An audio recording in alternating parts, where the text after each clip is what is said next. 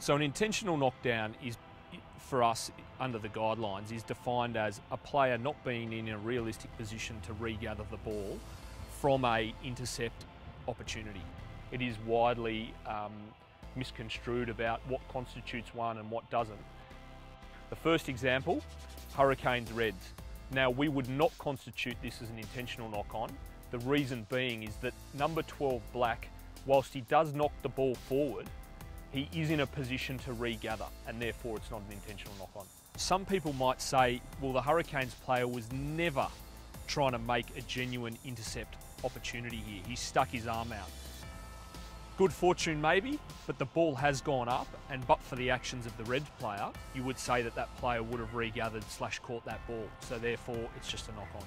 Another good example of this is last week, Liam Sapawanga going for the intercept opportunity, does knock the ball forward, but in the process then regathers it and then loses it forward.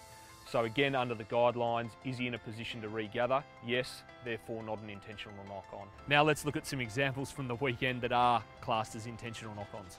The first being the Waratahs Highlanders game. Michael Hooper going for the intercept opportunity, gets one hand to the ball, knocks it forward straight into Ben Smith, clearly not in a position to regather the ball, but not a line break opportunity, so therefore penalty only, good decision. Here we see Aaron Smith again going for that intercept opportunity, gets one hand to the ball, not able to regather it, but in this situation the difference being is that there was a line break opportunity for the Waratahs. Not in a position to regather the ball, penalty kick and a yellow card because of a line break opportunity. If we look back to Crusaders v Waratahs, Nair Avoro knocks the ball forward, not in a position to regather it because he's a long way from where the ball actually lands. Some people might think that's harsh.